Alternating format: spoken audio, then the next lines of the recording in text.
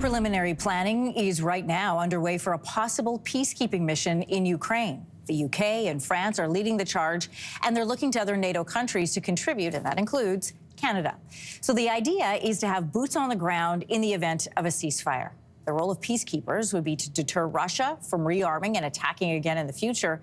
There are concerns about the limits of any contribution Canada could actually make. So for more on what our role could be, I'm joined from Cobourg, Ontario by retired Major-General Scott Clancy, former Director of Operations for NORAD. Good morning and welcome back to your morning. Morning. So the Canadian military, we know, has been struggling to refill ranks for years. How would we even be able to contribute the soldiers needed if we do take part in a mission like this? That's a great question. I think that the question really is, when we look at what the makeup of this force would have to be, it's what it looks like on the ground and then what it looks like for Canada.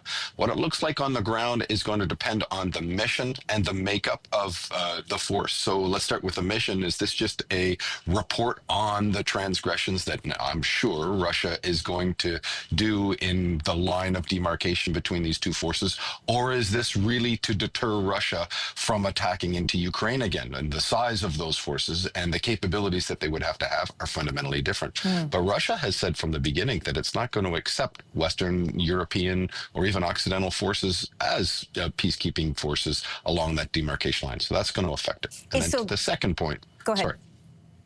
The second point is about what that looks like for Canada. To your point, Canada is overstretched with respect to its force. It's expanding from the battle group to a brigade group in Latvia to counter Russian aggression and be there for our allies. And that's significantly limiting the Canadian forces' ability to deploy forces for this mission. Could you explain that a little bit further, just so people understand what the differences are? Because it feels nuanced to us, but it's obviously very clear from a military lens. So NATO forces are not deploying into Ukraine. To do that, you would start to invoke Article 5, which would mean that if there's a transgression on either side and the force is attacked, then NATO is attacked and it draws everybody into a conflict. Now, especially with Russia, a global nuclear superpower, that then you're into a possible nuclear confrontation with them. But in Latvia, it is a NATO country. It is a NATO mission. So attacking Russia, attacking Latvia would be an Article 5 invoking kind of action. And Canada is standing strong, has been standing strong with NATO. And NATO called for the expansion of the Canadian mission from a battle group out to commanding the actual multinational brigade that's, one of the main tripwire forces that's stationed there in Latvia. And that's meeting the task of what our allies have asked us to do.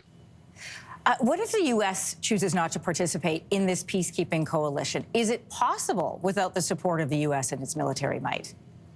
So yes, it is. But this goes back to what that peacekeeping force mission is and how it relates to the overall security guarantees that would need to be in place. For any force to stand along that demarcation line, and prevent Russia from just doing what it has done in the past, which is ignore any diplomatic solution and then come across that line and attack back into Ukraine, there would have to be certain security guarantees.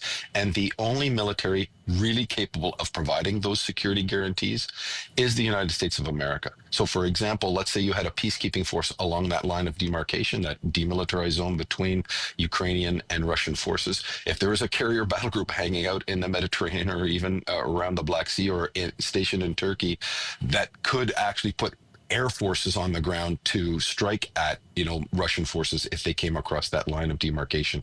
These would be the kind of security guarantees that, would make sure that Russia, especially, in my opinion, would not go against whatever ceasefire deal. That doesn't mean that they're participating in the force, but it means that they're associated with it and providing the backstop, if you will, to that peacekeeping force. Thanks so much for joining us this morning. Retired Major General Scott Clancy, former Director of Operations for NORAD. Great to get your lens on the mission and Canada's potential role. Thank you. If you like that video, make sure to subscribe to the Your Morning YouTube feed, where you can find all kinds of new content posted every weekday morning.